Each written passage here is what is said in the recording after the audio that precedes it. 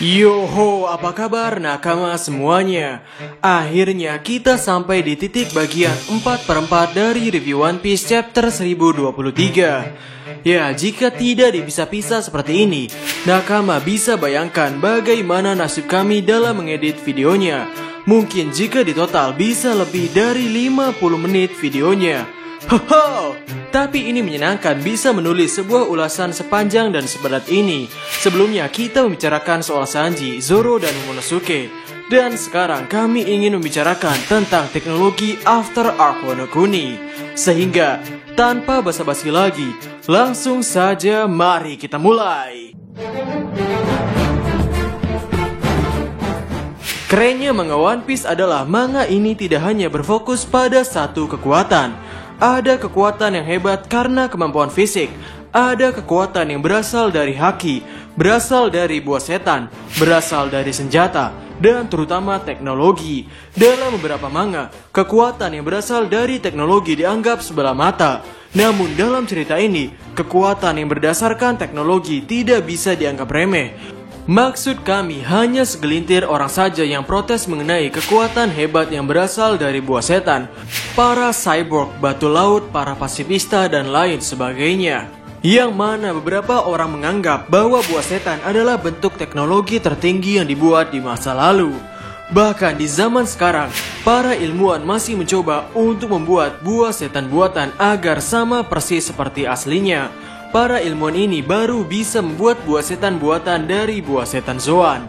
Dan teknologi oleh Eiichiro Oda sudah disinggung sejak Arc Enies Lobby. Puzzle tentang kehebatan teknologi satu persatu mulai disatukan. Dan di Arc Wano Kuni ini, puzzle teknologi sudah kelihatan arahnya akan kemana. MADS atau MADS. Di Wano Kuni kita belajar bahwa di masa lalu, tepatnya 24 tahun yang lalu, ada sebuah kelompok ilmuwan ilegal yang bernama MADS. Belum banyak yang bisa diketahui tentang MADS ini.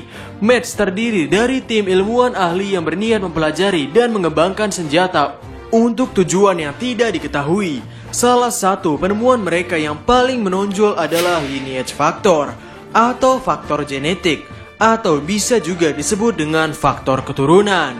Mereka ini cukup terkenal hingga pemerintah dunia merasa terancam oleh keberadaan mereka, yang menyebabkan pemerintah dunia membubarkan kelompok MADS ini. Anggota MADS yang diketahui adalah Vegapunk, Jaji, dan Queen.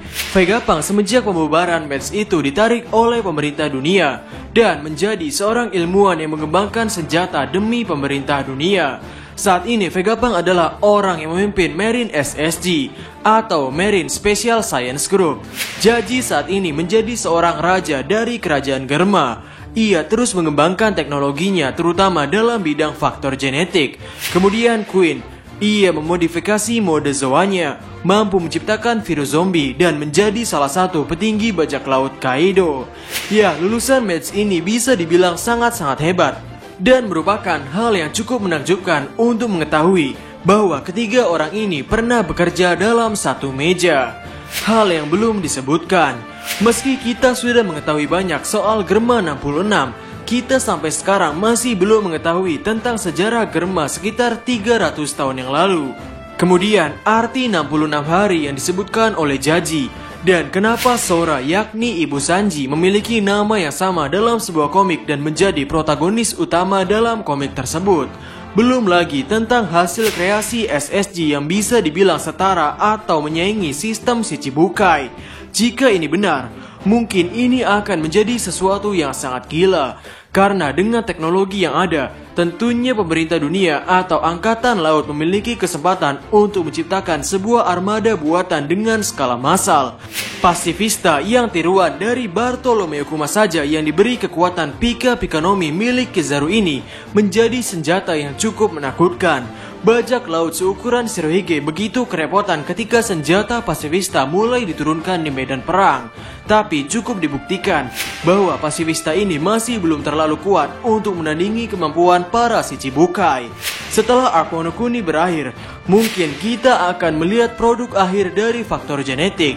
Sejauh dari cerita berjalan, faktor genetik yang baru ditunjukkan adalah buah setan Smile, kemampuan spesial yang dimiliki oleh anak-anak Jaji. kemampuan super power yang dimiliki armada Germa dan anak-anak Jaji, buah setan buatan Momonosuke, penelitian terhadap para raksasa yang berkaitan dengan anak-anak di Pang Hazard, para Number dan juga mungkin Big Mom. Karena Big Mom sendiri masih menyimpan misteri mengapa dirinya memiliki ukuran sebesar itu meskipun orang tuanya adalah manusia biasa. Smoker dan Tashigi juga saat ini sedang dalam perjalanan untuk mengunjungi laboratorium Vegapunk. Belum lagi dengan teknologi yang dimiliki oleh Lindbergh dari pasukan revolusi. Ditambah yang paling keren adalah para automata buatan Dr. Tsukimi. Kemudian automata kuno yang ditemukan oleh Enel yang masih bisa berfungsi menggunakan tenaga listrik dari Enel. Secara setup sepertinya perang setelah Wano Kuni benar-benar akan menjadi perang yang berkaitan dengan teknologi besar-besaran, yang artinya skala kehancurannya akan sangat-sangat besar. Impian Eiichiro Oda. Meskipun nama Eiichiro Oda sudah sebesar sekarang, karir Oda sudah setinggi langit, dan uangnya sudah cukup untuk membeli sawah 100 hektar, Eiichiro Oda masih memiliki mimpi. Eiichiro Oda masih memiliki rencana di otaknya. Beberapa nakama One Piece berpikir bahwa setelah One Piece tamat, Eiichiro Oda akan pensiun. Karena mungkin, ya Oda sudah lelah. Atau jika nanti Oda sudah nganggur pun, seharusnya duit Eiichiro Oda nggak akan habis 7 turunan.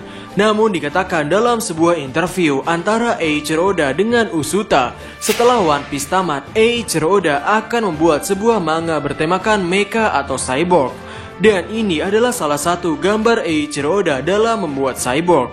Cukup sesuatu yang sangat keren.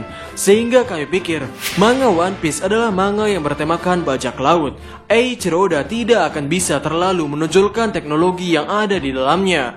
Namun karena Eiichiro Oda memiliki impian untuk bisa menggambar manga bertemakan mecha, Eiichiro Oda akan memanfaatkan momen dan ruang yang ada di dunia One Piece untuk menyelipkan sebuah pertempuran teknologi. Dan terbukti, manga One Piece memiliki teknologi yang sejauh ini bisa kita terima. Teknologi yang tidak kita pandang sebelah mata. Sungguh berbeda dengan teknologi di manga Boruto, yang mana kami sebagai pembaca tentunya merasa agak janggal melihat teknologi di zaman Boruto seperti itu. Ya, Eiichiro Oda lagi-lagi merupakan penulis yang cukup hebat. Seluruh puzzle tentang teknologi sudah dimunculkan di cerita Wano Kuni sekarang. Puzzle yang tersisa hanyalah produk final dari para angkatan laut SSG dan Vegapunk itu sendiri. Yang mungkin jika Vegapunk akhirnya dimunculkan di cerita ini, maka para pembaca akan langsung ketar-ketir. Sehingga itu saja video untuk hari ini. Bagaimana menurut nakama semuanya?